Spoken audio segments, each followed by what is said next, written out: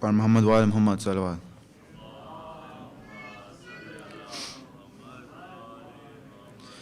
اے چاند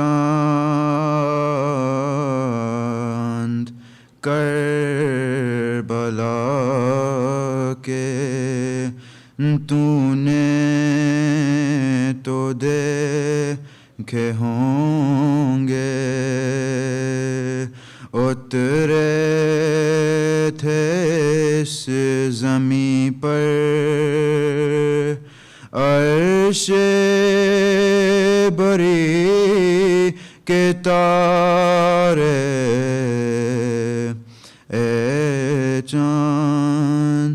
اے چاند جل وگر ہے ہاشم کا چاند یا پر خیرات روشنی کی لے لیجیو یہاں سے. اے چاند اس زمیں پر رکھیو ہمیشہ ٹھنڈک سوتے جو ہے یہاں پر زہرا کے ہے یہ پیارے. حر اور حبیب جیسے جاں باز اور احبا مارے گئے یہیں پر انصار شاہدی کے. اے چاند مارے گئے یہیں پر بے دردیوں ستم سے زینب کے دونوں پیارے مسلم کے دونوں بیٹے پامال ہو رہی تھی قاسم کی لاش رن میں عباس اوڑ سرور چنتے تھے ان کے ٹکڑے بازو کٹے یہیں پر عباس با وفا کے اذن وغا نہ پایا پانی بلا نہ پایا. اس سرزمین پہ گزرا سرور پہ بھی صدمہ سینے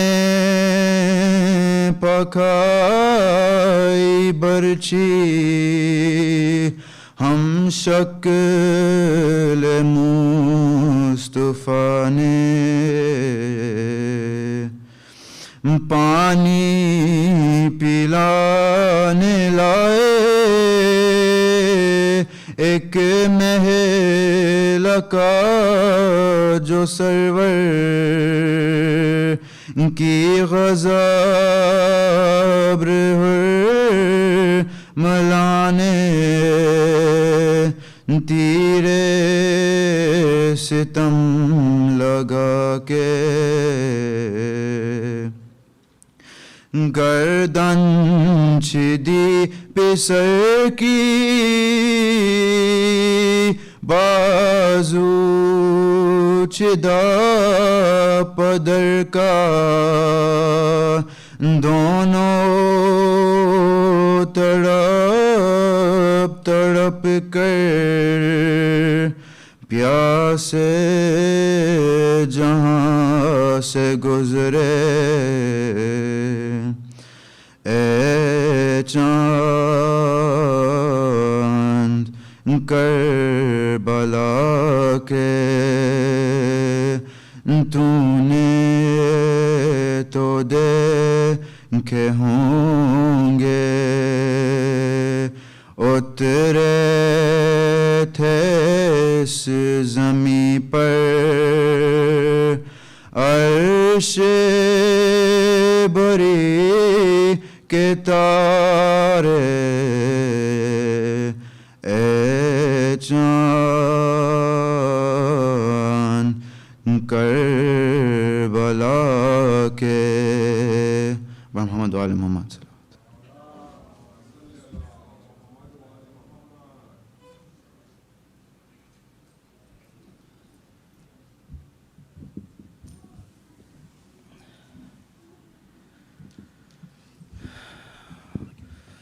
صلی اللہ علیہ وسلم. صلوات.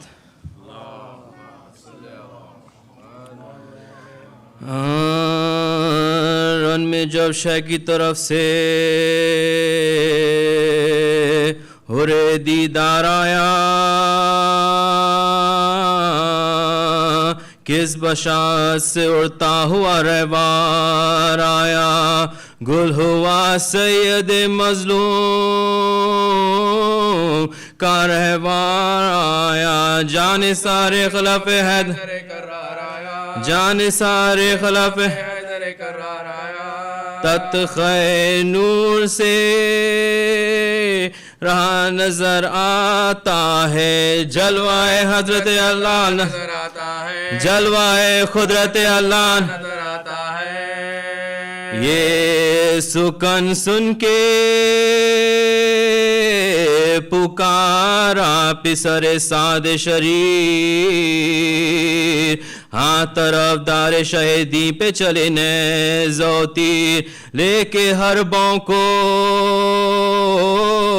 بڑا فوج کا امبو کثیر فاتحہ پڑھ کے جوان مرد نے فاتحہ پڑھ کے جوان مرد نے کھینچی شمشیر حر کا منہ سرخ ہوا فوج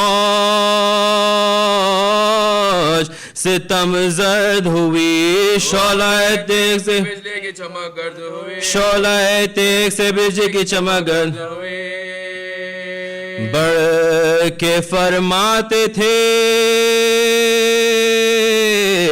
عباس ہی عزت و جان برک اللہ کی دیتے تھے صدا دل پریشان کہتے تھے ابن حسن واہر غازی وا شاہر ضرب پہ فرماتے تھے ماشاءاللہ شاہر ضرب پہ فرماتے تھے ماشاءاللہ اپنی جان بازی کا غازی جو سلا پاتا تھا مسکراتا ہوا تسلیم کو جھک جاتا تھا مسکراتا ہوا تسلیم کو جھک جاتا تھا ہے جھکنے میں لائنوں نے جو فرصت پائی سامنا چھوڑ کے سب فوج عقیب سے آئی لاکھوں ریس ادھر اور ادھر تنائی بھاگ گھوڑے کی پھرا تھا کہ برچھی کھائی بھاگ گھوڑے کی پھرا تھا کہ برچھی کھائی آ گیا موت کے پنجے میں نہ کچھ دیر لگی فرق پر گرز لگا فرق پر گرز لگا جوش پر سینہ غربا ہوا تی چلے آدھا کے रख दिया शेर ने खरबूज पे सर न्योड़ा के अली अकबर ने ये हजरत से कहा चिल्ला के घर होए शाह तुम्हें माँ को घर होए शाह तुम्हें माँ को बचा लो जाके खादी में हजरत ज़हराओ अली गिरता है खाक पर अबू सैयद अली गिरता है खाक पर अबू सैयद अली गिरता है शाह रोने लगे ये सुनते ही मैं माँ की खबर हो गए आंसू से रेश मुबारक सबतर अली अकबर से कहा तुम अभी ठहरो दिलबर हुर की इमदाद को हम जाएंगे हुर की इमदाद को हम जाएंगे किससे इस वक्त कहूँ मैं जो खलक मुझ पर है लाश उठाऊंगा के मेहमान का हक मुझ पर है लाश उठाऊंगा के मेहमान का हक मुझ पर है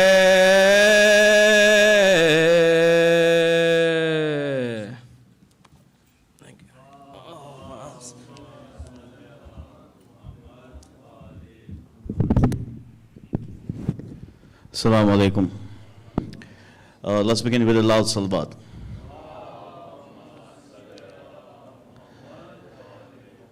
Once again, like every night, I'm going to ask all of you to please come up, sit near the member, just so that we have space as the Majlis progresses. So loud salawat for them. Come on, everybody up front here.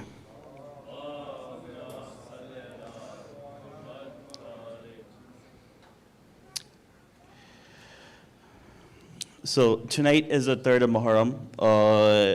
Majlis will be here after Namaz al-Maghrib in this hall. But on Ashura, the day Majalis, the Shahadat Majlis, everybody will be in the new hall for the English and the Urdu Majalis. First, the English Majalis will start, and then the Urdu Majalis.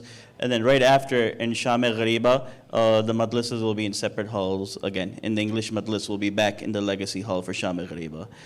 Just a reminder that the ziyarat of Tabud and Alam will start on Wednesday, on 5th of Muharram. So please be here promptly after the Majalis, and it will be in both halls. Another reminder, like I've been mentioning, there's an IEC Kids Muharram workshop for the ages of 4 to 7 years.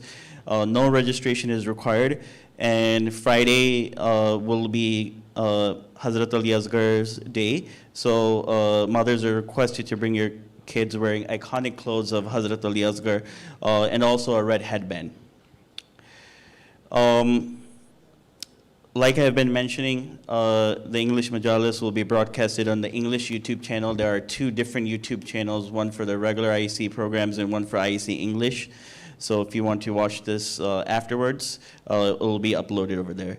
Once again, there's a Sabil outside for Imam Hussain, so please do visit it after the Majalis. And once again, we will be having a fundraising on 8 Muharram, and we will be discussing everything, but please take an opportunity to visit the fundraising table before that if you get a chance. Like I've been mentioning the topic for each night, the topic of Sheikh Abbas Panju's Majalis tonight is the mechanisms of war that led to Ashura. And then tomorrow night, it will be the chapters from the biography of Hazrat Habib ibn Mazahir. And with that being said, I'd like to welcome our honorable speaker, Sheikh Abbas Panju. Please welcome him with a loud salawat to recite the Majalis.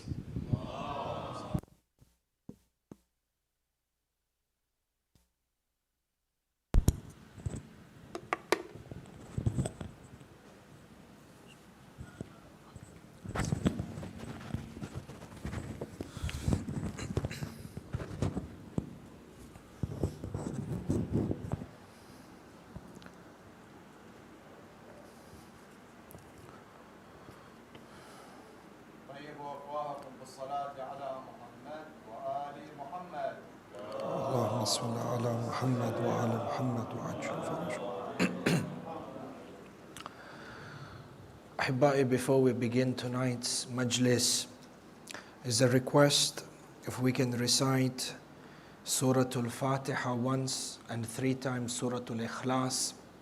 As you know, the reward of reciting Surah Al-Ikhlas 3 times is the thawab of an entire Khatmul Quran. So if we could recite Surah Al-Fatiha and 3 Surah Al-Ikhlas for the following marhumin: Mir Mahdi Ali Khan Ibn Mir Mumtaz Hussain, Mirza Sajjad Ahmad Abid, son of Mirza Ali Musa Raza, and for Badr Jahan bint Mir Sarfraz Ali Khan and all marhumin. Rahimallahu man qara'a Surat al-Mubarakat al-Fatiha. Bismillahir Rahmanir Rahim. Alhamdulillahi Rabbil Alameen. Ar-Rahmanir Rahim. Maliki yawmiddin. Iyyaka na'budu wa iyyaka nasta'in. Ihdinas siratal mustaqim. Siratal ladzina an'amta 'alayhim ghayril maghdubi 'alayhim waladdallin. Bismillahir Rahmanir Rahim. Qul huwallahu ahad. Allahus samad. Lam yalid wa lam yulad wa lam yakul lahu kufuwan ahad. Bismillahir Rahmanir Rahim. Qul huwallahu ahad. Allahus samad. Lam yalid wa lam yulad wa lam yakul lahu kufuwan ahad. Bismillahir Rahmanir Rahim. Qul huwallahu ahad. Allahus samad. Lam yalid wa lam yulad wa lam yakul lahu kufuwan ahad. I pray to Allah subhanahu wa ta'ala to grant these marhumin and to grant all our marhumin by the sake of Sayyida Shuhada and by the sake of Sayyida Fatima al-Zahra the highest level of maghfirah, and to make their graves into a garden from the gardens of Jannah. All of this with the barakat of a loud salawat ala Muhammad wa ali Muhammad.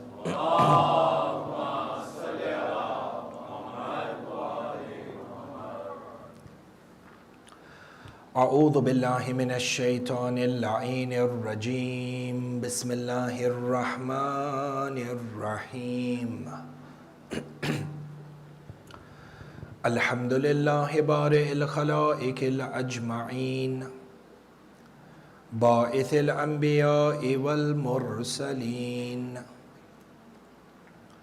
ثم الصلاة والسلام على أشرف الأنبياء حبيب قلوبنا وشفيع ذنوبنا أبي القاسم محمد.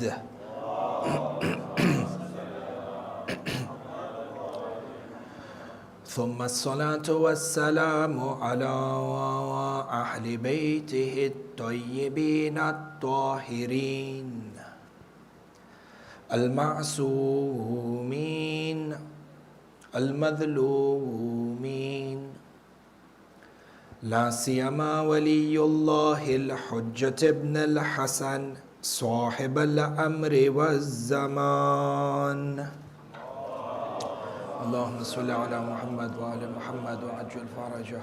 روحي وأرواح العالمين له الفداء، ولعنة الله على أعدائهم أجمعين من الأولين والآخرين إلى قيام يوم الدين.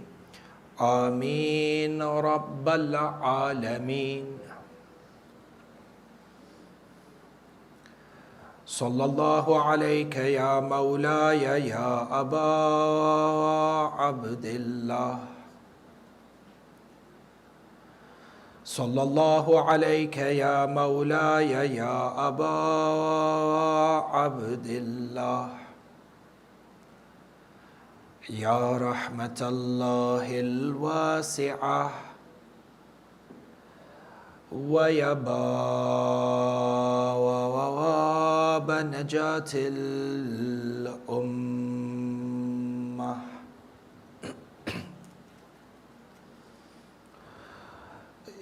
يا غريب الغرباء،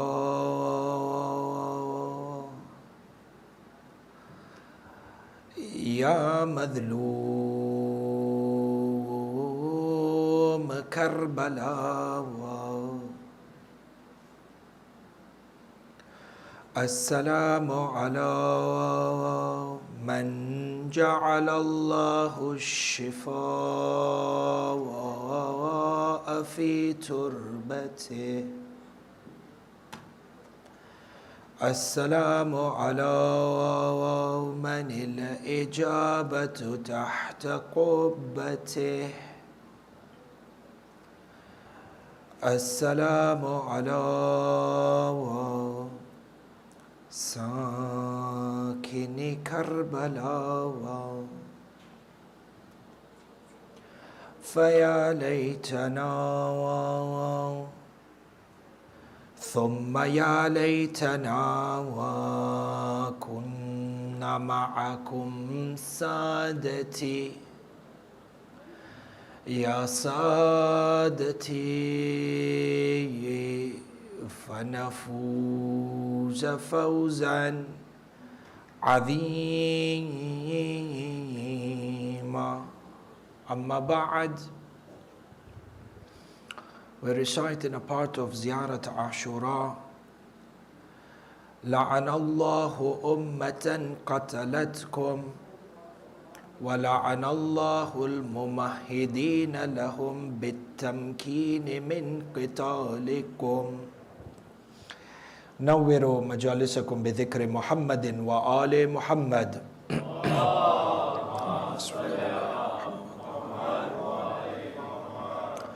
Ahibai, you find that Ziyarat Ashura is an undisputed text.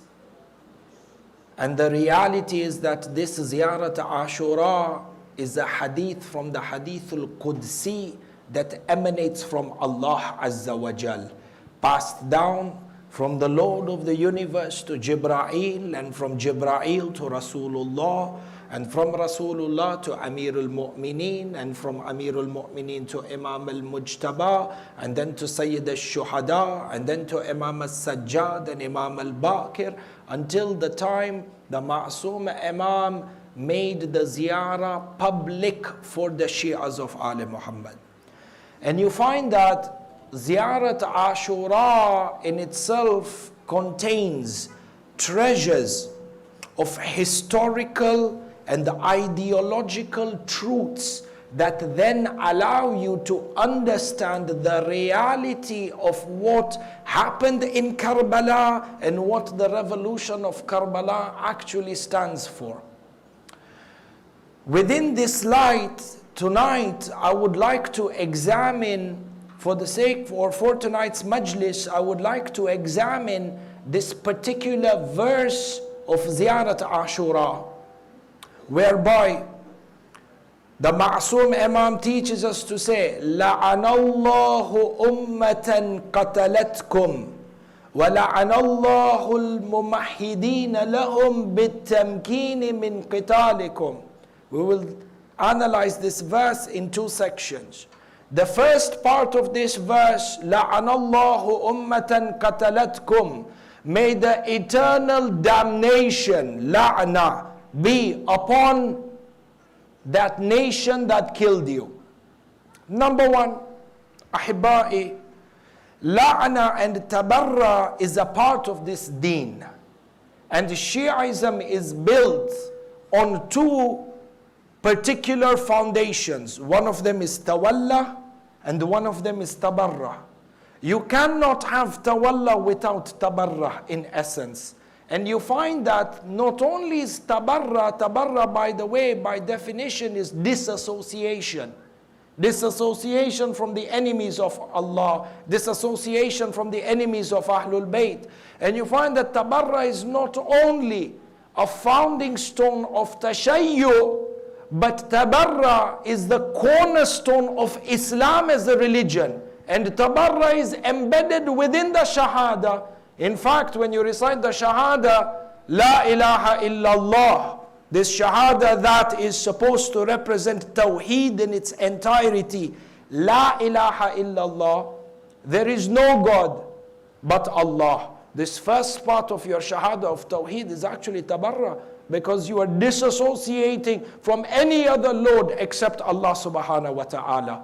And hence it is important for us to understand that this element, divine element of Tabara, when understood in its correct manner, is actually a central part of the deen that allows humans to progress in the dunya as well as in the akhirah, and ensure that dhulm never comes and dominates over haqq.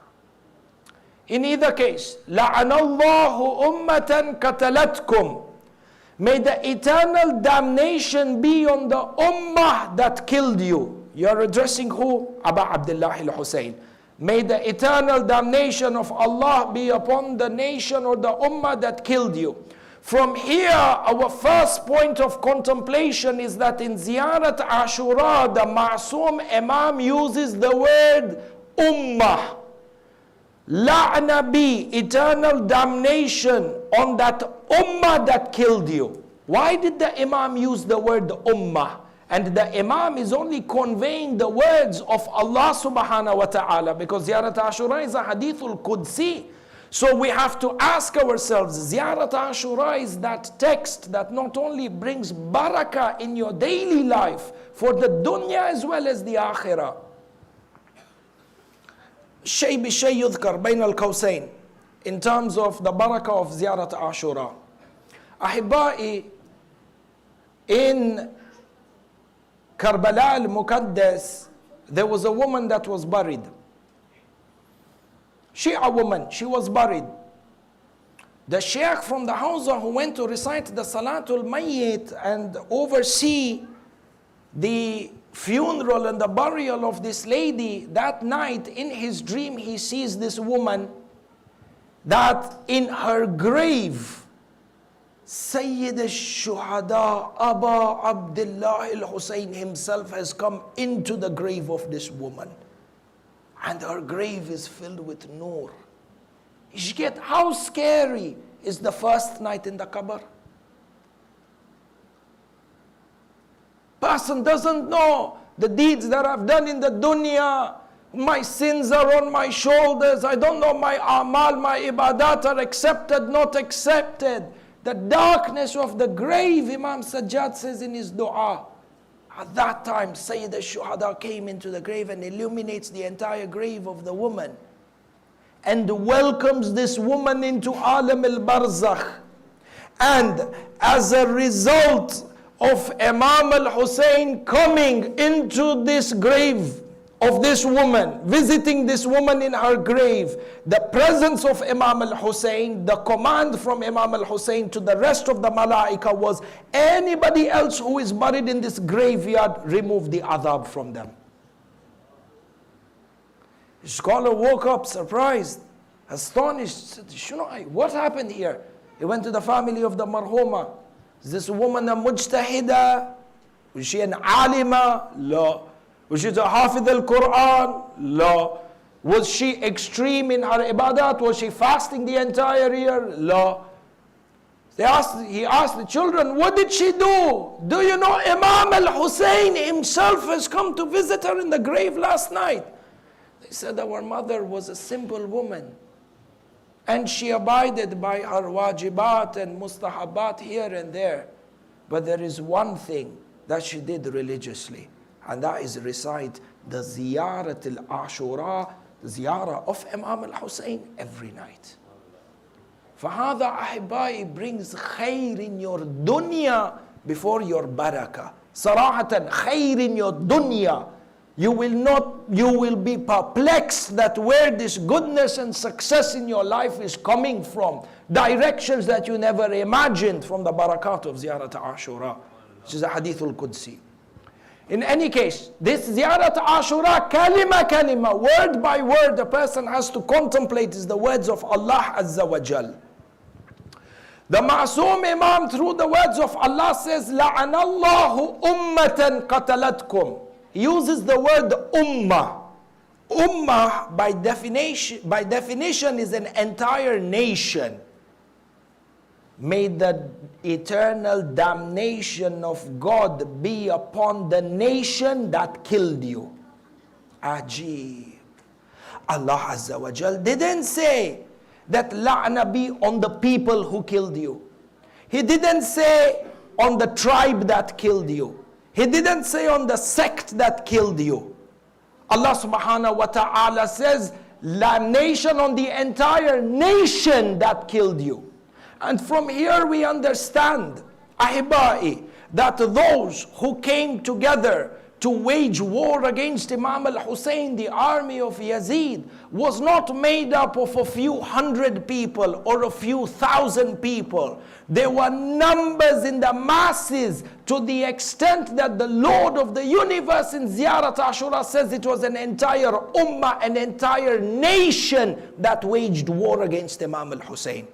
Do you know, when you come back to historical texts and you have a look at some of the writings, for example, the likes of Marhum Ayatollah al-Udhma Fadil al-Darbandi, who's a Marja Taqleed in Karbala al-Muqaddas at the same time as Sheikh Murtada al-Ansari, rahmatullah alayh. Sheikh Murtada al-Ansari, give or take, passed away about 200 years ago. Sheikh Murtada al-Ansari is this beacon of light for tashayyu', such that his books such as Makasib and the Rasail that were authored 200 years ago are taught till today within the Hawza Ilmiya in Najaf al-Ashraf. In fact, a Marja Taqleed cannot become a Marja Taqleed until and unless he has mastered the books of Rasail and Makasib of Sheikh Murtada al-Ansari. So Sheikh Murtada al-Ansari and Ayatollah al-Udhma Fadil al-Darbandi were living at the same time. Sheikh Murtada al-Ansari undertook the responsibilities of Marja'iyya from the city of Najaf, whereas Ayatollah Sheikh Fadil al-Darbandi undertook the responsibility of Marja'iyya from Karbala. And if you were to return back to history, you would actually find that a lot of our forefathers from the subcontinent were actually muqallids of Ayatollah al-Udhma Fadil al-Darbandi. This is before 200 years ago or so. In his text and in his research in regards to the events of Karbala, he mentions that the total number of the army that got together to fight against Imam al-Hussein in Karbala numbered a whopping 1.6 million people. Ajib. 1.6 million people. This included not only those warriors in terms of horsemen, in terms of foot soldiers, in terms of those who were the archers, in terms of those that were the support staff from the army, in addition to all of these warriors that were in the immediate battlefield. This 1.6 million people includes that part of the military that was the reserves. Because in addition to the army that came to the land of Karbala, there was a reserve army as well. And this reserve army was actually overseen by Ubaidullah ibn Ziyad al-La'in. Hence the narrations mentioned when Imam al-Hussein reached Karbala on the 2nd of Muharram, Ubaidullah ibn Ziyad left the city of Kufa. Now that Kufa was under control, majority of the Shias were being imprisoned or executed, as we mentioned in the last or previous Majalis. Ubaidullah ibn Ziyad leaves the city of Kufa and comes to Nukhayla. Nukhayla is about 20 kilometers from Karbala. He set up his camp as the headquarters for the entire army and had a massive reserve army around him as they orchestrated everything that happened in Karbala. Ubaidullah ibn Ziyad was getting news every hour on what Imam al-Hussein did in Karbala from the 2nd of Muharram till the 9th of Muharram. They went to fetch water from the Furat. Ibn Sa'ad would, or Ubaidullah ibn Ziyad would get the news. What time the camp goes to get water, how much water they bring. When the water was stopped from them, as you will see in the future nights, they tried to dig wells. When they dug wells, this news was going all the way to Ubaidullah ibn Ziyad. So he had an eye on everything that was happening inside of Karbala because he was posted with his reserve army 20 kilometers away. So you have the immediate army waging war against Imam al-Hussein in Karbala. You have the reserve army that is surrounded in and around the entire city of Karbala, stretching all the way down to Kufa. In addition to this, you had those contingencies of the armies that were placed on several checkpoints in and around the city of Kufa. Because one of the first things Ubaidullah ibn Ziyad did is that he set up checkpoints to stop the people from either exiting the city of Kufa or entering the city of Kufa. Entering the city of Kufa in this way to stop any external support for Imam Muslim bin Aqil. And then they set up checkpoints in all the different roads and all the different routes leading into Karbala to ensure that from the wider Islamic empire, nobody else is able to join Imam al-Hussein in Karbala. This required manpower, these armies, these military contingencies. When you add up all their numbers, according to Allama Rahmatullah alayh, the numbers swell up to 1.6 million people. Now one of you may come and say, Shaykhuna, we have text, we have nas, hadith from the Ma'soom Imam that states that the army that killed Imam al-Hussein in Karbala was 30,000. Where did 1.6 million come from? Sahih, we have text from the Ma'soom Imam, particularly from Imam al-Mujtaba, as we will see later on in the lecture, that there were 30,000 people who fought Imam al-Hussein in Karbala. But when Imam al-Mujtaba mentioned this, he was referring to a very particular part of the general army. He was making a reference to 30,000 people that composed a certain part of the army, as we will see later on in the lecture. Tayyib.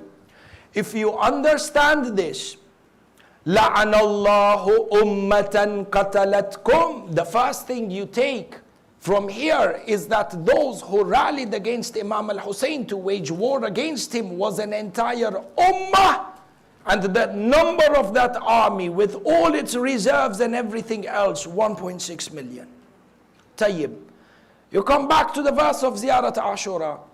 لَعَنَ اللَّهُ أُمَّةً قَتَلَتْكُمْ وَلَعَنَ اللَّهُ الْمُمَهِّدِينَ لَهُمْ بِالتَّمْكِينِ مِنْ قِتَالِكُمْ. The second part of this verse. And may the eternal damnation be upon those who set the foundation that enabled the people to wage war and kill you. Meaning what? May the eternal damnation be upon those mechanisms that facilitated the war to be waged against Imam al-Hussein. And this is what we want to analyze for tonight. What were the mechanisms behind the army of Yazid that made this war against Imam al-Hussein in the most brutal way that history has ever seen possible? You'll find that within this analysis, we begin with the first part. Mechanisms that allowed this war to happen in the magnitude that it did. Number one, you have multiple industries and entities that were involved and had an interest in waging war against Imam al-Hussein. The first of these industries was the industry of the arms trade, much like today. See, history repeats itself over time. Even in today's day and age, when you want or when you see a country that is looking to execute a large-scale war, there are a number of mechanisms in the background that must work and collaborate together in order for a war to happen. You find that there is governmental policy that is decided in order to make a national declaration for war, number one. Number two, there must be recruitment for the military, and this is a nationwide recruitment that must happen. Number three, there must be logistical planning and strategy. Number four, there must be plans for the acquisition of ammunition and arms. This is how war happens, and this is the reality that the arms industry and the arms trade has always existed ever since human history has recorded war. Ever since mankind has engaged in warfare from the beginning of human history, you will see side by side there is an entity of arms trade, because war cannot happen without arms and weapons. Sahih Lola. For you find the same thing. The Islamic history in the past is no exception to this general rule of human history. And during the time of Bani Umayyah, you find, and particularly during the time of Yazid, there was this arms industry that began to flourish in order to manufacture and provide the weapons to the army of Yazid. Do you know that in the army of Yazid, from the weapons that were used, they had swords. And from the swords they had, historians have mentioned at least 5 to 6 different types of swords. They would have the straight blade swords that were used by a majority of the Arabs. And then you had the Indian curved sword. The Indian curved sword was known as a sarim. And it was one of the most fatal type of swords that can be used in battlefield. Bain al-Qawsayn, we're going to mention this on the night of Abul Fadil. But Abul Fadl Abbas, Kamar Bani Hashim alayhi salam, when he went into the battlefield on the day of Ashura, one of the weapons or one of the swords that Abul Fadl Abbas used was the Indian sword that had a curve. And we understand this from his poetry, because when he went out into the battlefield and he was attacking the kuffar, he said, "Uqatilu al-qawma biqalbi muhtadin. Uqatilu al-qawma biqalbi muhtadin. Adhibbu an sibti nabiyyi Ahmadin. Adhribkum bis-sarim al-muhannadi hatta tuhilu an qitali sayyidi." He says, I have come to attack you, and I shall attack you while I defend the grandson of Ahmad, bis-sarim al-muhannadi. Muhannad from the word Hind. Meme from meme al-nasab. Sarim is the curved sword. For you have within the arms industry those swordsmiths that were constantly, day in and day out, their job was to produce and to manufacture swords. And they spent a majority of their time, 24 hours a day in our language today, melting copper, bronze, and iron in order to manufacture these swords so that they can supply weapons to the army of Yazid. And the same thing was applicable when it comes to the arrows and when it comes to the spears that were used on the day of Ashura. You can imagine the amount of current day terms, ammunition that was needed for this war to happen. In one attack only, and this is when Abul Fadil was going towards the Furat, the Maktal tells us 4,000 archers shot arrows towards Abul Fadil. In a span of a few minutes, 4,000 arrows were spent. So you can imagine how many arrows were shot during the entirety of the day. Where did this ammunition come from?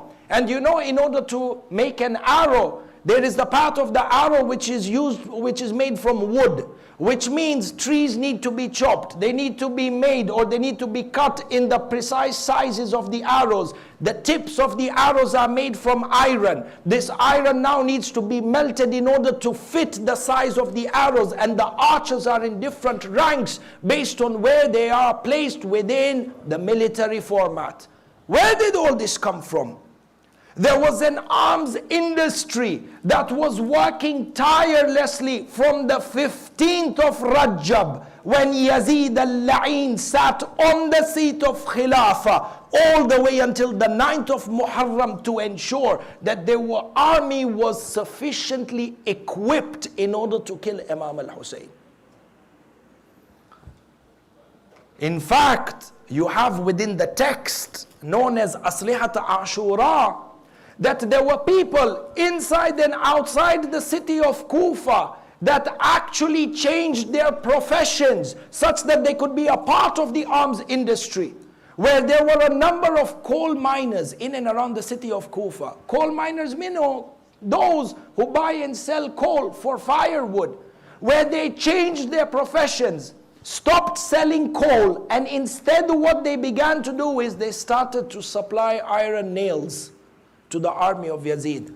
Because with an army of as big as 1.6 million people, can you imagine the number of tents that needed to be pitched for the army of Yazid, every tent that was pitched needed multiple nails.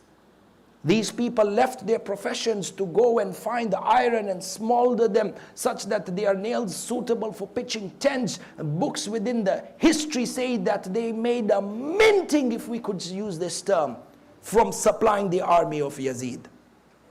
War does just not happen overnight without any preparation. And you got to understand who Imam al-Hussein was facing and how intense this army was. When you and I come and stand, or when I come and stand and I say, فَيَا لَيْتَنِي كُنْتُ مَعَكُمْ فَأَفُوزَ فَوْزًا عَظِيمًا Baba, فَيَا لَيْتَنِي كُنْتُ مَعَكُمْ. I need to understand when I say, I wish I was with Imam al-Hussein. I need to understand the gravity, the magnitude and the ferocity with which the other side was fighting.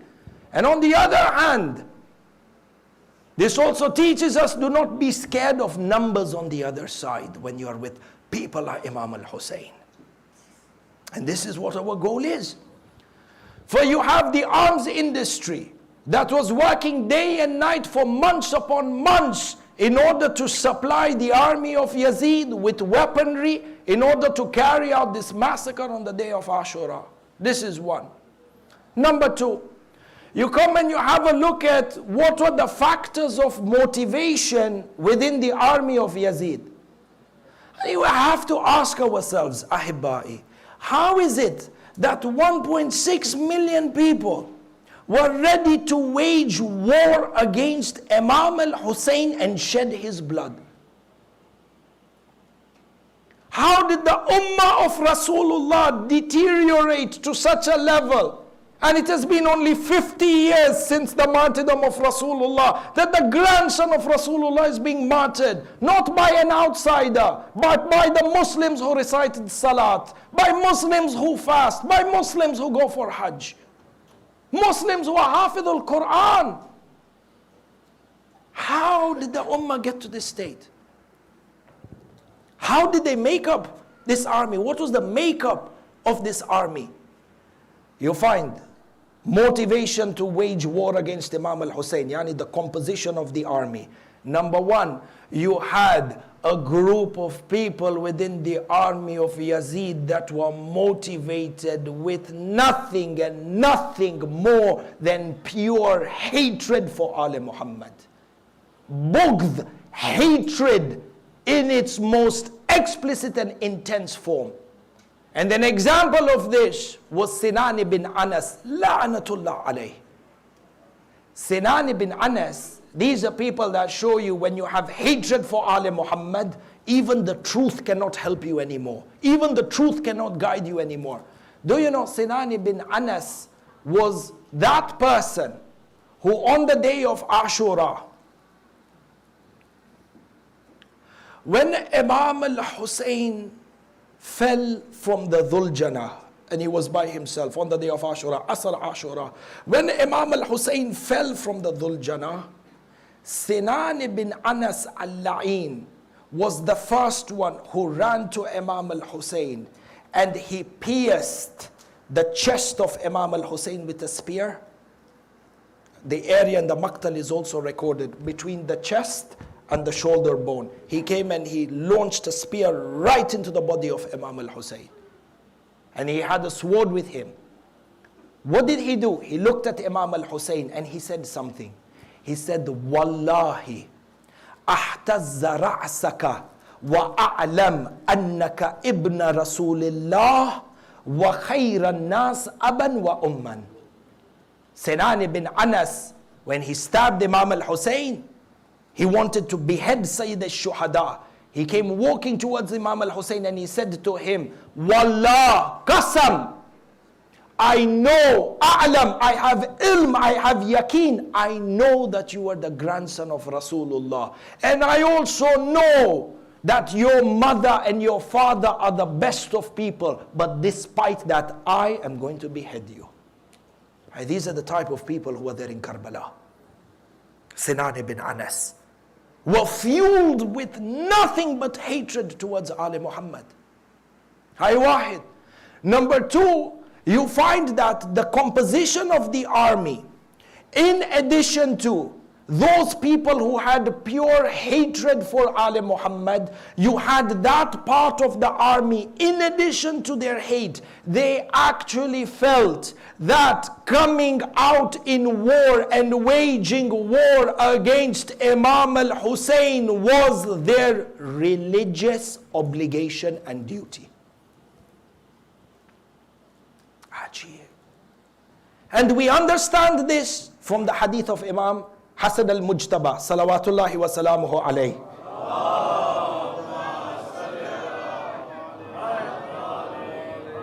Imam al-Mujtaba makes this reality very clear. It is the time of his shahada, on his deathbed. Imam Hasan al-Mujtaba is coughing out blood and coughing out pieces of his intestine because of the poison that was given to him by Ju'da al-La'ina. In this state, Imam al-Mujtaba looks at Imam al-Hussein and he says to him, La yawm ka yawmika ya Aba Abdullah. There is no day like your day, ya Aba Abdullah. Yazdalifu ilayka 30,000 rajulan. Yazdalifu ilayka 30,000 rajul. يدعون أنهم من أمة جدنا رسول الله وينتحلون بدين الإسلام فيجتمعون لقتلك. Imam Mujtaba says to Imam al-Hussein, there is no day like the day of Ashura. لا يوم كيومك يا أبا عبد الله. You cannot compare the day of Ashura with any other day. There is no day like Ashura aslan. This is the words of Imam al-Mujtaba. He says to him, there will be 30,000 people who will march towards you. Each one of them will claim to be from the Ummah of our grandfather Rasulullah. And they will claim to be adherents of Islam. And they will come to kill you. Why did Imam Hasan al-Mujtaba emphasize on the fact that these 30,000 people are going to be those who claim they are from the Ummah of Rasulullah and that they are followers of Islam? It would have been enough if Imam Hasan al-Mujtaba said to Imam al-Hussein, 30,000 people are going to come and kill you. Sahih Allah. But Imam al-Mujtaba emphasizes, he says, La, these are people who are coming to fight you on the basis of ideological belief, as being part of the Ummah of Rasulullah, as part of being Muslims. They saw that it was their duty to shed the blood of Imam al-Hussein. Don't be surprised, because we see examples of this in our own lives. They will not see the Nawasib who go and kill the Shias of Ali Muhammad in all different parts of the world. They do it in the name of Islam. They believe it's their ideological duty to kill the Shia. Because if you kill the Shia, you get Jannah. Hayil Fikra, this thought comes from there. You see the Nawasib who went and leveled the grave of Imam Hasan al-Mujtaba and leveled the graves of Ahlul Bayt in the name of Islam. They didn't come and they say we are kuffar. They didn't even come and say we hate Ahlul Bayt. They said, as Muslims who have a duty towards the Tawheed of Allah, we are leveling the graves of Jannatul Baqi. This fikra comes from that fikra there. This thought is the fruits of those seeds that were planted over there. 30,000 people who saw that it was their ideological duty to kill Imam al-Hussein. Well, high over here contemplation. Baba, what happened in the Ummah? Such that 30,000 people felt it was their duty, Islamic duty, to kill the grandson of Rasulullah. How did they come to this stage? What happened in the Ummah such that this became part of their mainstream faith? You know the answer, Ahibai, this is the power of media. And this is the lesson for us to take in this day and age. The media at that time were the narrators of the hadith. They are the people through whom the news would be spread. These are the people through whom your religion would be taken. These are the people through whom you would know what is happening in the east and the west of the world. And it is these narrators from the time of Saqifa all the way down to the time of Muawiyah. They spent money and effort and time discrediting Ahlul Bayt and slandering Ahlul Bayt to the extent that when Amirul Mu'mineen Ruhi Lahul Fida was struck on the 19th of Shahrul Ramadan on the head while in a state of Salat, you know, when the news reached Sham, the people of Sham, when they heard that Amirul Mu'mineen is struck in Salat, you know what was their reaction? Their reaction was, and does Ali ibn Abi Talib actually recite Salat? They were not shocked that he was struck on the head. They were shocked by the fact that he was inside of the mosque. This is the power of media. This media that was funded and propagated by the people of Saqifa and then propelled to a whole new level by Muawiyah. And the mainstream thought process was geared towards fueling hatred towards Ali Muhammad. بين القوسين أحبائي وخاصة الشباب, much as social media and much as internet is a blessing and a tool through which a person can better himself or herself and develop himself and herself and do tabligh and so on and so forth, be careful to take your deen from the internet. Be careful to take your deen and build your opinions about what's right and what's wrong from unauthenticated media. How you take, for example, just Azadari. You look at the amount of anti-Azadari filth that is propagated on social media and on the internet.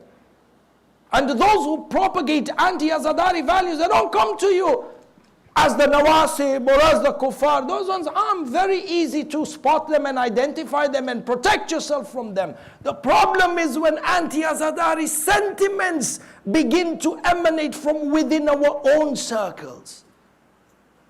And you got to understand we cannot be in the 21st century a nation or a community that is naive. We are followers of Amirul Mu'mineen. Amirul Mu'mineen says, Al-Mu'min Kaisul Fatan. Mu'min is intellectually sharp, aware of his environment. You have to be in this day and age aware of the psychology of propaganda and the psychology of social media. Such that you will notice majority of the anti-Azadari statements that are put forward is to create a sense of inferiority complex within the Shia. To make you embarrassed about Azah. To make you ashamed about Azah. And hence this as a tool makes you think, no, they're right, we're intellectuals, we're 21st century, we're corporate, we're this, we're that. And he said this is for the ignorant people. This is the psychology of propaganda, that you plant the seed of inferiority complex within those elements of the faith that are the most fundamental for you. There is no Shi'ism, there is no Tashayyu without Azadari. I'll tell you this. This is a different deen if it doesn't have Azah. And it's important for us to understand this and embrace it and teach our future generation this. They come and they tell us, during the months of Muharram, don't pay too much attention on Azadari, don't pay too much attention on your Masa'ib. It's more important for you to pray namaz, and more important for you to have ilm, and more important for you for fulan. Subhanallah. Number one, show me. You will not find, Ahibba'i, you will not find one hadith from the entire literature of Ahlul Bayt where a Ma'soom Imam has said X, Y or Z is more important than the Azadari of Imam al-Hussein. Go find entire, we have 255 years of hadith. Go and find. You will not find anywhere that Imam has said X is more important than crying for Imam al-Hussein, or Y is more important than the ziyarah of Imam al-Hussein. Abadan. And if there is, then somebody come and show us and present. The reality of the matter is that it is this azadari that gives currency to your salat. It is this azadari that makes salat accepted in the eyes of Allah. It is this azadari that makes the Sawm and the Hajj and the Zakat accepted by Allah. Salat without azadari is similar to the salat of Shimr and Umar ibn Sa'ad. They prayed Fajr on the day of Ashura. Don't think that they were not reciting salat. Go and refer back to the Maktal. 2 Salatul Jama'ah happened on the day of Ashura. One the camp of Imam al-Hussein and one the camp of Umar ibn Sa'ad. Sure, what was the difference? Both of them had qiyam, both of them had ruku, both of them had sajda, both of them were facing the same qibla, sahilola. But what was the difference? One of them was a salat that takes them to Jahannam wa bi'sal masir. Because a salat without wilaya, aslan is not salat. And the manifestation of wilaya is azah. Sallu ala Muhammad wa ala Muhammad.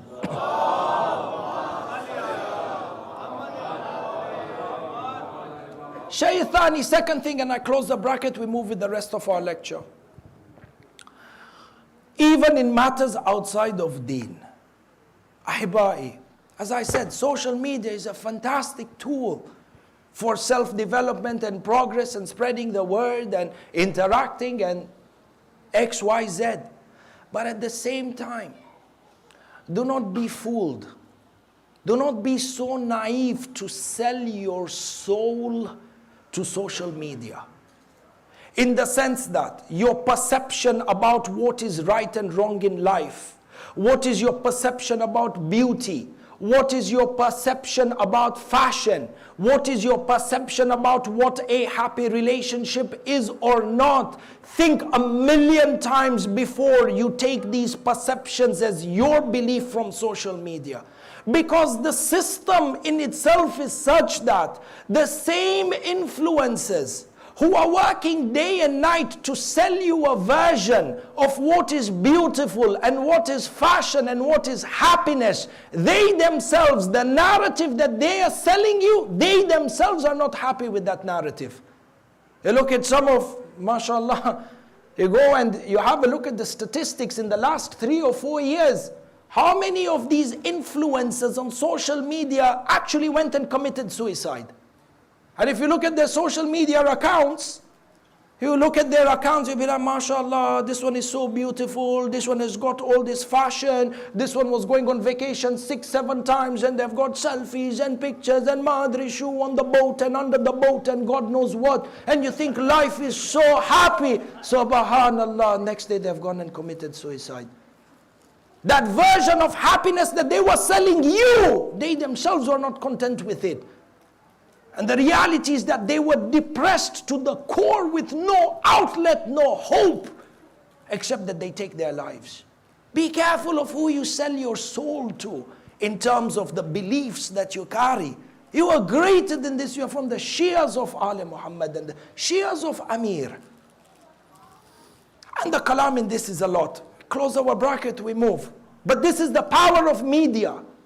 The media played at that time and a crucial role in making sure that the drums of war are beat at their loudest and the numbers move towards Karbala against Imam al-Hussein.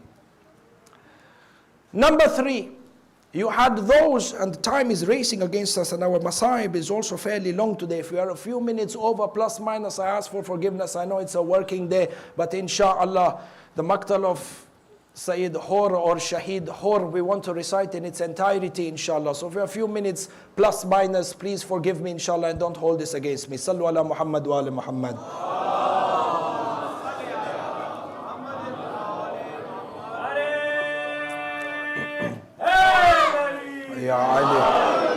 The third element or the third composition aspect from within the composition of the army of Yazid were those people who may not have had hatred towards Ali Muhammad, but they joined the military because of financial gain or position. One of them was Umar ibn Sa'ad al-La'in. Umar ibn Sa'ad was promised the land of Ray to become the governor of the land of Ray. Ray is close to present-day Tehran. And he was told, the deal on the table is very clear. You as a soldier, because Umar ibn Sa'ad had lived his life as being part of the general Islamic military wing his entire life. And like any other military family or any person who has served in the military, there comes a time in their life where they want an actual position of leadership. And Umar ibn Sa'ad had always dreamed that having, in our day and age terms, if once he retired from military life, he would have a position within or amongst the civilians, but it would be a position of leadership. And hence, Ubaidullah ibn Ziyad understood this. Ibn Ziyad al-La'in understood the psychology of the people. He knew what moves them. He knew what motivates this one and what motivates that one, and used it against them. This is what Shaitan does. Shaitan knows what I am weak for, and he will use that as the temptation to hunt me. For Ubaidullah ibn Ziyad said the deal is very clear. Baba, you want to be the governor of Ray? This is the deal. You got to lead the army and orchestrate the war against Imam al-Hussein on the day of judgment. And Umar ibn Sa'ad al-La'in himself says in his own confession, he states that I know that killing Hussein ibn Ali is wrong. And I know that there is eternal damnation in this. But the land of Ray is the apple of my eyes. And how can I give up a garden that I can see in exchange for a garden that I cannot see? Yani, how can I give up the land of Ray for Jannah when I haven't even seen Jannah? He went. Position. There were those who were there purely for wealth. And the historians tell us that when Ubaidullah ibn Ziyad came to Kufa as the governor in order to break the revolution of Muslim bin Aqil, the first thing Ubaidullah ibn Ziyad did is that he increased the governmental salary of all the residents of Kufa to up to 1,000 dinars per person. And they were paid this money. And once they took the money from the government funds, from the Baytul Mal or the public treasury, they enrolled into the army to fight Imam al-Hussein. People fought Imam al-Hussein for dunya.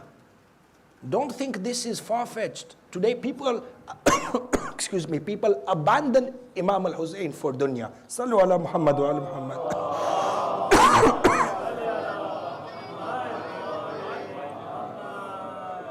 People abandon Imam al-Hussein for dunya.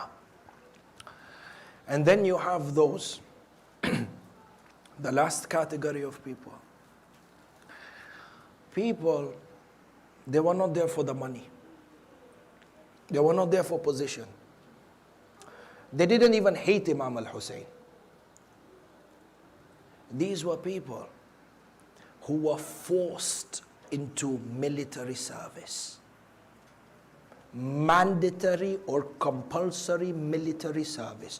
Whether you liked it or you didn't like it, there is a national command that registration within the military is mandatory. If you are a male within a certain age and fit a certain criteria and you do not enroll in the army, you will be executed and you will be made a lesson for anybody else. Do you know a large part of the army that rallied against Imam al-Hussein on the day of Ashura were forcefully compelled to join the army? They had nothing against Imam al-Hussein. They didn't want to fight. But they were compelled and they were there. Were they excused? In the eyes of the Lord of the universe, no. There's a verse of Ziyarat Ashura. لَعَنَ اللَّهُ أُمَّةً قَتَلَتْكُمْ وَلَعَنَ اللَّهُ أُمَّةً or لَعَنَ اللَّهُ الْمُمَهِّدِينَ لَهُمْ بِالتَّمْكِينِ. These individuals, by not taking a stance actually strengthened the army of Ubaidullah ibn Ziyad and Umar ibn Sa'ad. And there comes a time in life where life itself and religion itself requires that you take a stance between right and wrong. And there comes a time in life and there comes a time in religion where remaining neutral is not an option. And Karbala was one of those avenues. Remaining neutral was not an option. Forced military service was not an excuse in order to save your life, that the life of Imam al-Hussein and his companions are shed in the most brutal way. There comes a time where you got to stand up for truth and take a stance.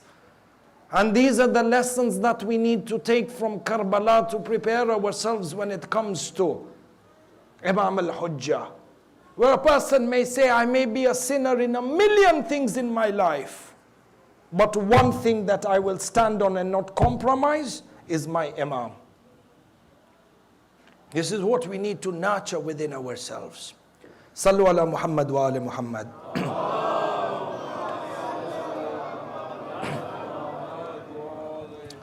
Ahibbai, the Masa'ib of Hurr. The narrations mention that on the day of Ashura,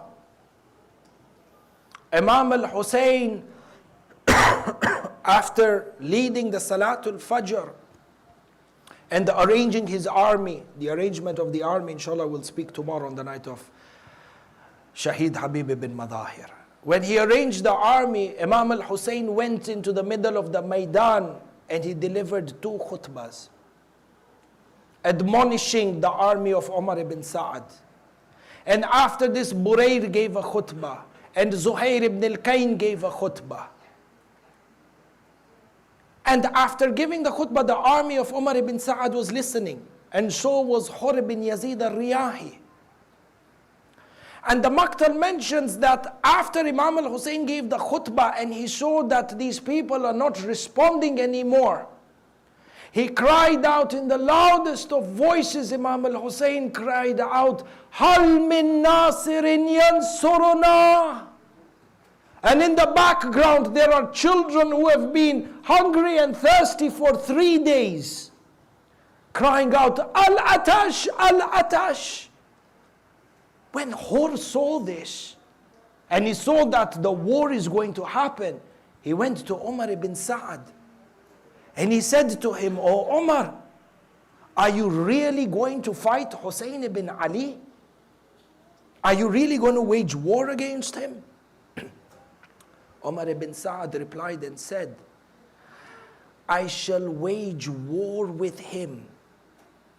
قتال أيسرها تسقط الرؤوس وتتيح الأيدي. He said, I am going to fight Hussein in such a manner, the least thing that will happen in the war, is that chopped heads will fall to the ground and limbs will be flying in the air. When Hurr heard this, he went back to his tent facing the tent of Imam al-Hussein. And he looked at the tents of Abu Abdullah. Tonight is that night, Ahibbai, of istighfar. Wallahi, Imam al-Hussein is Kareem. And none of us are Masum. I am not Masum. I have tons of sins on my shoulders. But tonight, with the inspiration and the barakah of Hurr, and with a heart that is bleeding and a heart that has grief, I turn towards Imam al-Hussein and I say, Ya Abu Abdullah, you forgave Hurr, forgive me. Imam al-Hussein Kareem.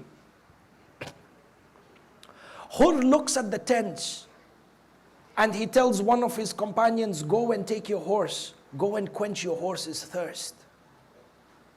And another companion comes from the army of Umar ibn Sa'ad. He looks at Hurr. Hurr's complexion has become pale. He looks at him and he says, oh Hurr, what has happened to you? It seems like you are scared of the battle that will happen today. We thought you are a courageous person. What has happened to you? Hurr looks at him and he says, أخير نفسي بين الجنة والنار. I am contemplating and deciding my life between Jannah and Jahannam. Wallahi la ukhayyaru shay'an illa al-Jannah. And I shall not select anything except Jannah. He turned back. Do you know Hurr had a son called Bukair? He turned back, he looked at his son. He said to his son, Bukair, I have decided that I am going to join the grandson of Rasulullah. Because I cannot stand and I don't see how I will stand in front of Rasulullah on the day of judgment. Bukair, my son, will you join me? Bukair looked at his father and he said, Oh my father, I shall not disobey you in this. The narrations mention that Bukair and Hurr, both of them went towards Imam al-Husayn. Bukair was behind Hurr. And when Hurr came towards the khaymaga of Imam al-Husayn, the Maqtal mentions that there came a time he came off his horse. He removed his helmet. He turned his shield upside down, because to turn your shield upside down was, in that time, at the time of war, it was a sign of surrender. He turned his shield upside down and he put his hands up like as if he's a prisoner. He came crawling towards Imam al-Husayn. The Maqtal says that when he came to the khaymaga, he began to kiss the sand underneath the feet of Imam al-Husayn. And he said to him, Ya Abda Rasulullah, Ya Aba Abdullah. He says, this is me, I am Hurr, but I have come to seek forgiveness from you. And he says, Ya Aba Abdullah, Wallah. In the Maqtal he takes a qasam, he says, Wallah, I never knew when I stopped you from going to Kufa and I made you come to Karbala, I never knew that they are going to treat you in this manner. He said, I never knew that they are going to stop your children from having water for 3 days. Hurr says, I am the one who is responsible for your children being in the state in which they are. And while he is saying this from inside the tents of the women and the children are crying, Al-Atash, Al-Atash. Imam al-Husayn, this is my message tonight. Imam Husayn, Imam Kareem, Imam Rahim. Imam al-Husayn looks at Hurr and he says to him, indeed I have accepted your tawbah and Allah has accepted your tawbah. He stood up. Do you know, on the day of Ashura, Hurr entered into the battle multiple times. 3 times on the day of Ashura, Hurr went on single combat into the Maidan and killed hundreds of the kuffar and sent them to Jahannam wa bi'as al-masir. In one attack, Hurr killed 280 of the kuffar and sent them to Jahannam until they were not willing to come back and fight against him. In addition to Hurr going into the battlefield on single combat, do you know Hurr also went into the battlefield in partner with Zuhair ibn al-Kayn, and another time he went into the army together with his son Bukair. The narrations mention that when he went into the battlefield with his son Bukair, فَإِنْ كَلَبَا الْمَيْمَنَةِ الْمَيْسَرَ وَالْمَيْسَرَةِ الْمَيْمَنَةِ. When Hurr went with his son, he said to his son Bukair, he says, son, we are the ones responsible for bringing Imam al-Husayn here. Let us put forward a battle that Imam al-Husayn will be proud and forgive us. He says, we attacked the army. The Maqtal says they attacked the army until Umar ibn Sa'ad had to retreat. And then Hurr fought in the left wing under the command of Habib ibn Madahir. It is then when Hurr went into the battlefield with his son Bukair, they came back.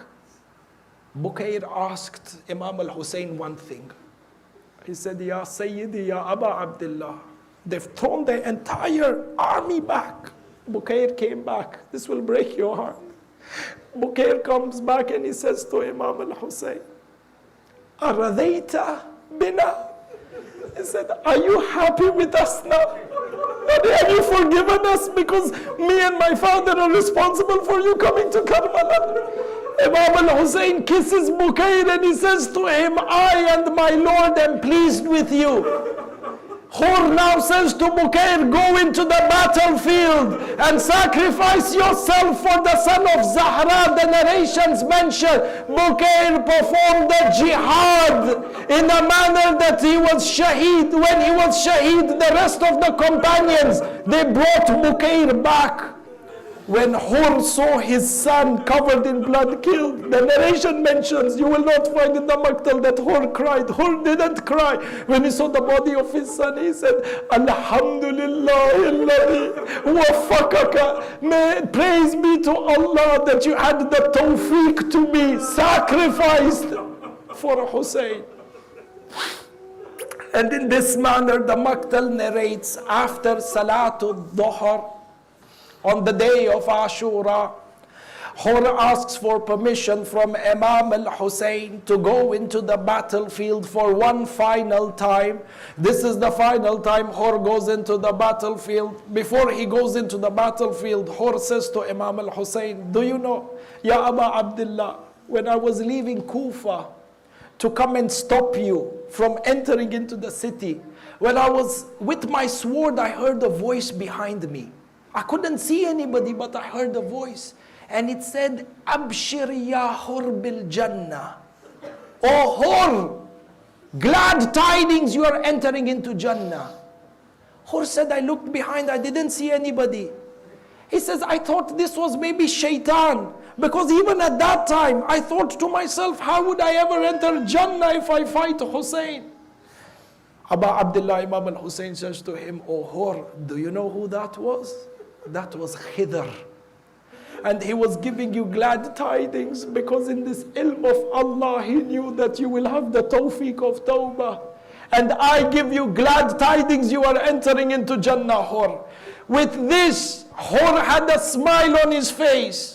He kisses the feet of the Imam for the final time. The Maktal mentions Hurr ibn Yazid al-Riyahi enters into the Maidan. He sits on his horse and with his sword he attacks the enemies in the Maidan like a raging lion. All the time Hurr was reciting the poetry, Alaytu la uqtal illa an aqtula. He says, I have taken an oath that I shall not be killed until I send you to Jahannam. And then he says, Ahbi al-Hussein, I shall protect Hussein, my grandmaster. In this manner he attacked the army, sending the right all the way back towards the Furat and dismantling the left. Umar ibn Sa'ad said, are you people not sane enough? Do you not see that this is a courageous horseman from the horsemen of Hijaz? You will not be able to counter him, so attack him from every direction.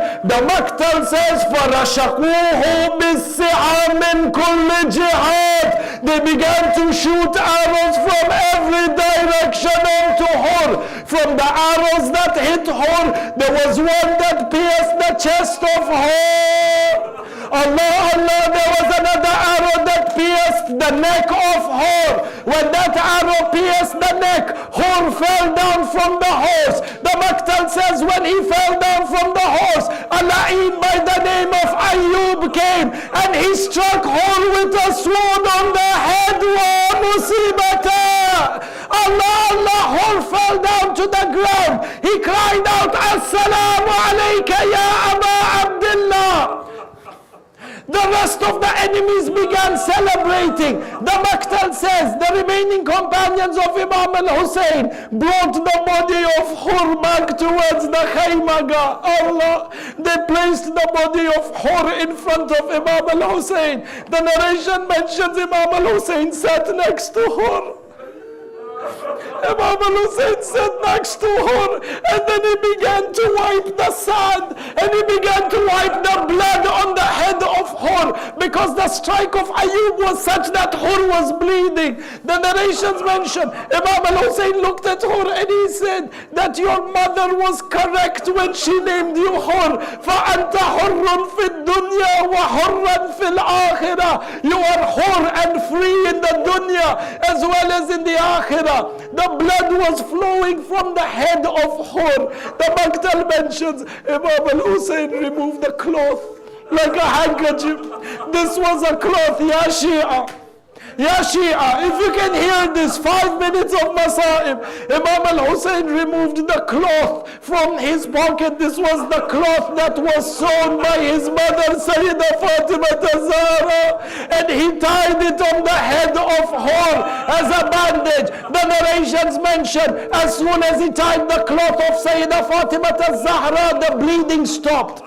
I say, Ya Hurr, how lucky you are that when you were hit on the head, that you had the bandage of Sayyidah Fatima wrapped around you by Imam al-Hussein.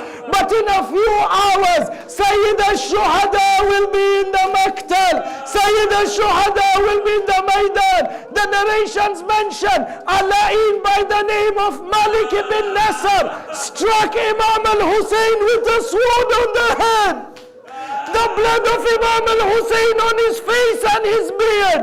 Zainab is crying out, Wa Muhammadah!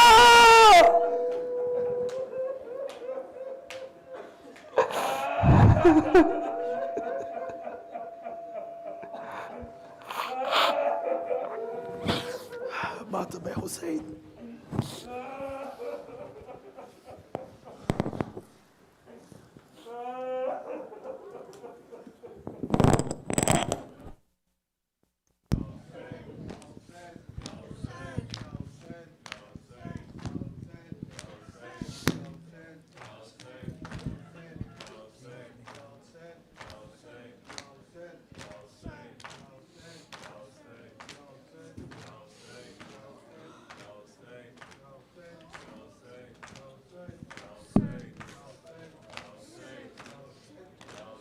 Hussein, Hussein, King of martyrs, Hussein, Hussein has been slaughtered, Hussein, Hussein, true believers, Hussein, Hussein are his weepers, Hussein, Hussein, King of martyrs, Hussein, Hussein has been slaughtered, Hussein, Hussein, true believers, Hussein, Hussein are his weepers.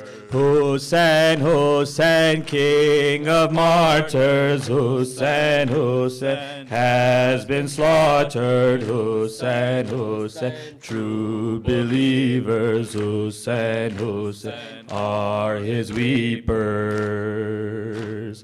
Here I lie, Ya Molai, run to me before I die.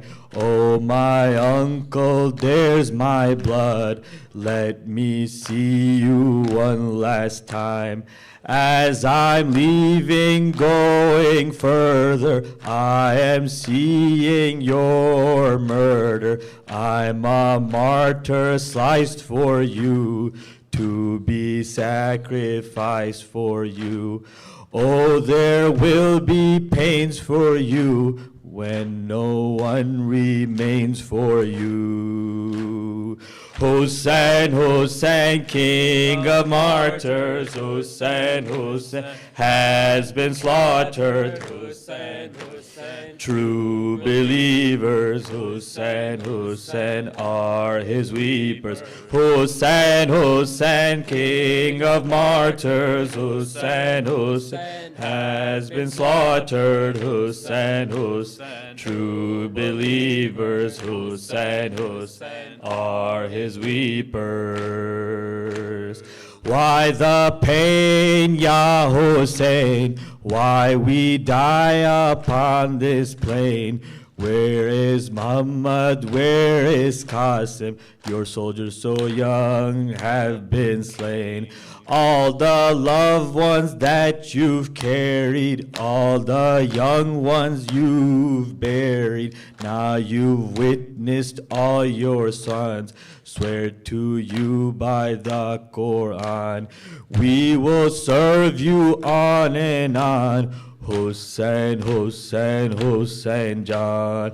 Hussein, Hussein, King of martyrs. Hussein, Hussein has been slaughtered. Hussein, Hussein, true believers. Hussein, Hussein are his weepers. Hussein, Hussein, King of martyrs. Hussein, Hussein has been slaughtered. Hussein, Hussein, true believers. Hussein, Hussein are his weepers.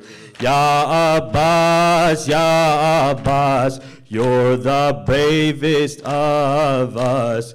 You are our reminder that Ali is above us. As he's daring to bring water, they're preparing his slaughter. Oh, flag bearer, where's your hand? Is it bleeding on the sand? Will Sakina understand? You were loyal to her command. Hussein, Hussein, King of martyrs. Hussein, Hussein has been slaughtered. Hussein, Hussein, true believers. Hussein, Hussein are his weepers. Hussein, Hussein, King of martyrs. Hussein, Hussein has been slaughtered. Hussein, Hussein, true believers. Hussein, Hussein are his weepers. Now it's done, all is done. Hussein, you're the only one. Here comes Shimmer with his sword. His shadow blocks the setting sun. Is there no soul that will serve you? The master's angels don't deserve you. Hussein, who will help you now? It's not true, God won't allow him to kill you. Why and how? Oh, you to whom the angels bow. Hussein, Hussein, King of martyrs. Hussein, Hussein has been slaughtered. Hussein, Hussein, true believers. Hussein, Hussein are his weepers. Hussein, Hussein, King of martyrs. Hussein, Hussein has been slaughtered. Hussein, Hussein, true believers. Hussein, Hussein are his weepers. Then deceit, now the heat, piercing pain from neck to feet. Master, all the earth, the heavens weep the day of your defeat. Near your sister you are dying. Here's your mother who is crying. Mother, now that death is near, I smell his fragrance, see his tears. It's my grandpa's voice I hear. Please come to me, Hussein dear. Hussein, Hussein, King of martyrs. Hussein, Hussein has been slaughtered. Hussein, Hussein, true believers. Hussein, Hussein are his weepers. Hussein, Hussein, King of martyrs. Hussein, Hussein has been slaughtered. Hussein, Hussein, true believers. Hussein, Hussein are his weepers. Ya Hussein, Ya Hussein, Ya Hussein, Ya Hussein. करबो बला में नाना हर शय लुट रखा हूँ तेरे दिन बचा रखा हूँ करबो बला में नाना हर शय लुट रखा हूँ तेरा दिन बचा रखा हूँ کرب و بلا میں نانا ہر شے لٹا رہا ہوں تیرا دین بچا رہا ہوں یسرب میں جو کیا تھا یسرب میں جو کیا تھا وعدہ نبھا رہا ہوں تیرا دین بچا رہا ہوں کرب و بلا میں نانا ہر شے لٹا رہا ہوں تیرا دین بچا رہا ہوں کرب و بلا میں نانا ہر شے لٹا رہا ہوں تیرا زور کمر ہے میرا عباس جیسا بھائی جس کے سہارے زینب کرب و بلا میں آئی دریا پہ باوفا کے بازو کٹا رہا ہوں تیرا دین بچا رہا ہوں کرب و بلا میں نانا ہر شے لٹا رہا ہوں تیرا دین بچا رہا ہوں کرب و بلا میں نانا ہر شے لٹا رہا ہوں تیرا دین بچا رہا ہوں ماتم میں ڈھل گئی ہے ابن حسن کی شادی تقسیم ہو گئی ہے تصویر مجتبیٰ کی چادر میں ٹکڑے چل کے خیموں کو لا رہا ہوں تیرا دین بچا رہا ہوں کرب و بلا میں نانا ہر شے لٹا رہا ہوں تیرا دین بچا رہا ہوں کرب و بلا لٹا رہا ہوں تیرا دین بچا رہا ہوں پیاسا ہے 3 دن کا معصوم میرا اصغر خیمے کے در سے نانا ماں دیکھتی ہے منظر 6 ماہ کا سپاہی میدان میں لا رہا ہوں تیرا دین بچا رہا ہوں کرب و بلا میں نانا ہر شے لٹا رہا ہوں تیرا دین بچا رہا ہوں یسرب میں جو کیا تھا یسرب میں جو کیا تھا وعدہ نبھا رہا ہوں تیرا دین بچا رہا ہوں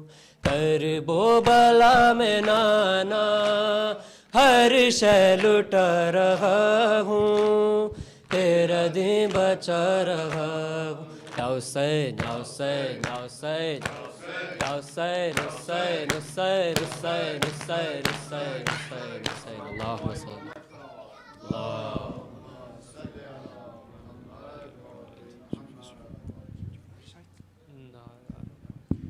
بسم اللہ الرحمن الرحیم السلام علیکہ یا رسول اللہ السلام علیکہ یا امیر المؤمنین السلام علیکہ یا سیدہ فاطمہ الزہرا سیدۃ نساء العالمین السلام علیکہ یا سیدہ خدیجۃ الکبریٰ ام المؤمنین السلام علیکہ یا امام حسن المجتبی السلام علیکہ یا مولانا یا ابا عبداللہ الحسین المظلوم المقتول بأرض كربلاء السلام عليك وعلى الأرواح التي حلت بفنائك السلام عليك يا مولانا يا قمر بني هاشم أبي الفضل العباس السلام عليكن يا صبايا أهل بيت النبوة لا سيما سيدة زينب الكبرى السلام عليكم يا أئمة الحداة وولاة أمر الله إمام علي زين العابدين وإمام محمد الباكر وإمام جعفر الصادق وإمام موسى الكاظم وإمام علي الرضا